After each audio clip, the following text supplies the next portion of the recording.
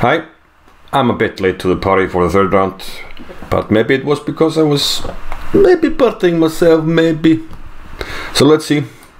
This is the third round, and we're going to look at the game between Jeffery Xiong with white and Fabiano Caruana with black.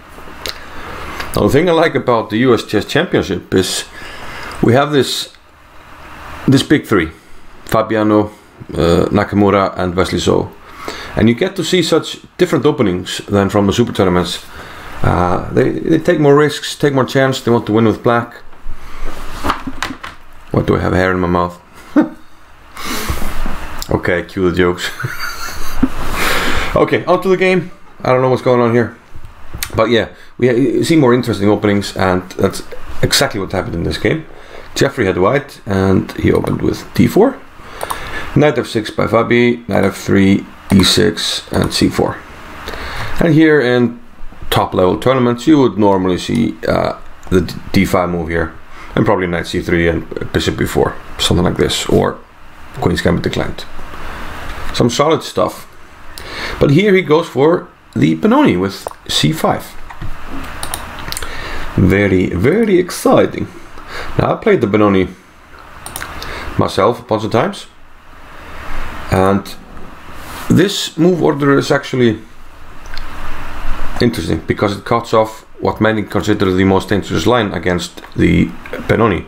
If you reach the Benoni by the most common move order, which is here to play c4 and play now c5, which okay wasn't possible in the game because Jeffery went knight f3 on the second move.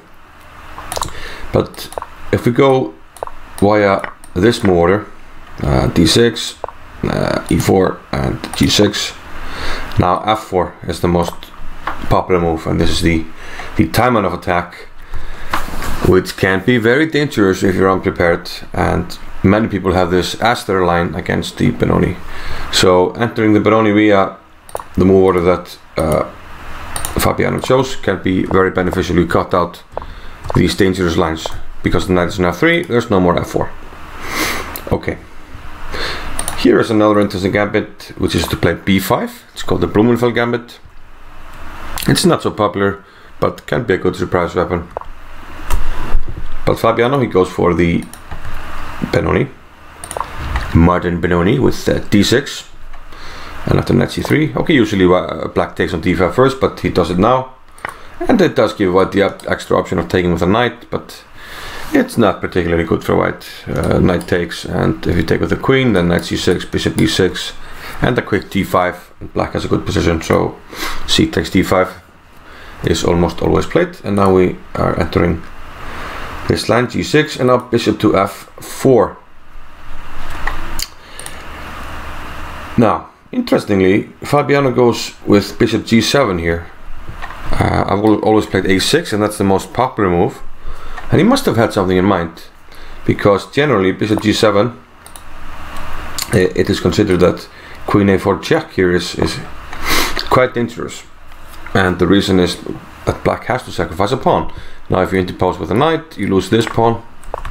Same with the queen, it's pinned now, so you have to play bishop d7, and now you have to play some really sharp lines, queen b3 and queen c7 or b5. And these are tricky. I mean, I once played the game in this, where I had some specific preparation, and it's an interesting line, but it's also very dangerous. There are some options sometimes to take here and take the pawn on b7, and this can get really tricky for black. But I'm sure that Fabiano had something very concrete prepared here, because otherwise he's just gonna face some problems. But he didn't have to worry, because Jeffery played e3. Fabiano castled. Now if you flick in a6, a4 again, then black has another option to play bishop g4, which I think is a good way for black to play. And I think actually many people go h3 before e3 to prevent this line. But Fabiano goes another way. He castles. We have h3 now, so no more bishop g4. Queen to e7. And you have to play this move first to protect this pawn, because you want to develop a knight here, but you can't because the d6 pawn is attacked, so queen e7. And now knight d2. I think bishop e2 is probably a better way to play and then castle quickly, because then you avoid these f5 lines, which we will see in the game. Jeffery played a normal move, knight d2. The knight very often finds a very nice square on c4 in the Benoni, attacking this weakness on d6, which works very well with the bishop. But now knight h5. Okay, white has to retreat with the bishop, and now f5. So this is one of the sharp ways to play against this line. But it doesn't work as well if we had played bishop e2, and in that case I think white just gets a very good position. So I'm curious what Fabi had in mind if Jeffery had played bishop to e2. In this line, however, white is a little late, because bishop e2, now black can play f4. And yeah, things are starting to get interesting. Now this looks like a natural move, but black will take on e3 and have a good position. We can take on d2 next, or if f takes e3, we end up taking on h5 later, and we should have a good position because white hasn't castled. So this is not something that white wants to do, and Jeffery castled here. Now this does entail a pawn sacrifice, because black can, and he will, and he did take on e3, knight d2 e4. But white has big pressure now on d6 to compensate for this. Pawn takes f2 and king h1. White doesn't want to, he can take this pawn later, he doesn't want to dislodge this knight by taking with the rook, and if the rook takes, knight takes. So he wants to keep this knight here because he has big pressure now on d6, and some ideas of taking on h5. But here an interesting decision by Fabiano.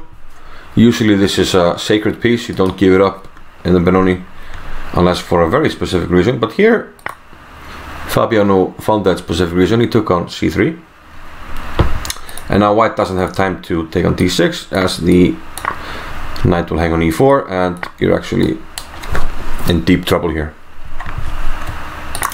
So since the knight is unprotected, white has to capture with a knight, which Jeffery did, and now this has become an issue. So knight g7, and this knight is heading to the beautiful square on d4, which is an excellent outpost. And don't forget, let's see some further moves. Bishop f3 to win the pawn on f2, knight d7, and rook takes f2. And let's not forget that black is a pawn up.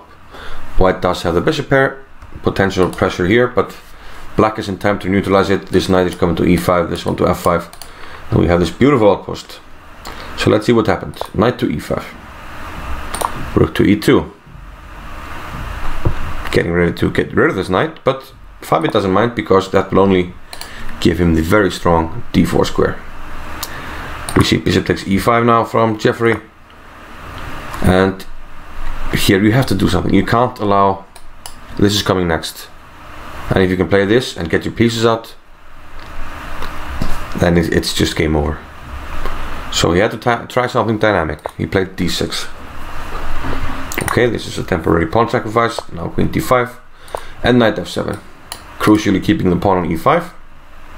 But after knight e4, he's going to give up this pawn on c5 instead. Rook b8, and now a trade on c5. And from here on out, you see rook b8, nice move, because now you can play b6 and the rook is no longer attacked. And here Fabiano just realizes his extra pawn and sails it home. Let's see his technique. Bishop to f5, knight c3, rook b to d8, going to the open file. And Fabiano's strength is quite often that he calculates pretty accurately, and so such a position, it's very hard to give him any problems. But Jeffery did try a4, trying to liquidate the pawns on the queen side.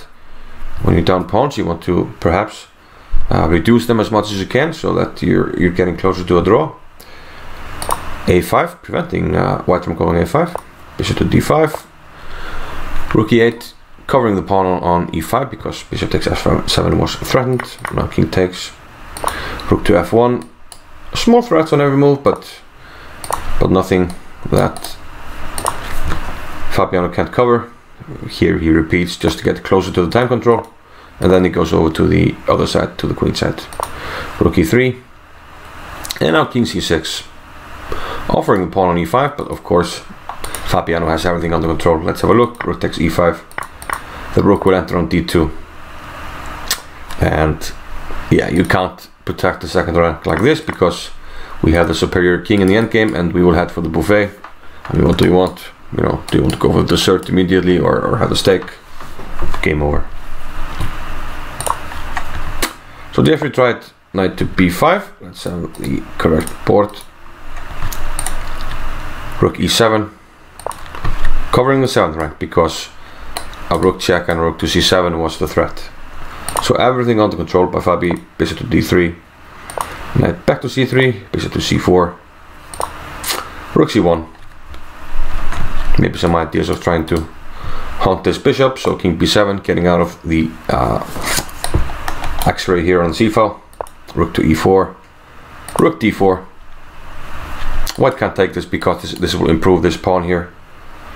So king g1, bishop to b3, and king to f2, which the computer thought was a bad move, but it was already quite difficult. Rook d2, rook e2, rook f7 check, king to e3, rook to d4. Now we're eyeing this pawn, so it looks like Fabi's going to be up 2 pawns soon. Still the a4 pawn is a problem. Now the other rook comes to facilitate the attack, and after this he can't take on d4, so everything is covered. And after bishop c6, young Jeffery is down 2 pawns against the world title challenger, so nothing to play for here, and he resigned. So a nice win for Fabi, which moves him to 2.5 points and a shared lead, looking like an exciting tournament. Nakamura off to a slow start, only 3 draws, but he will make some noise at some stage. But maybe the early draws are already too expensive, especially since he started with 2 whites. But let's see. Thank you for watching this one. See you in the next one. Bye bye.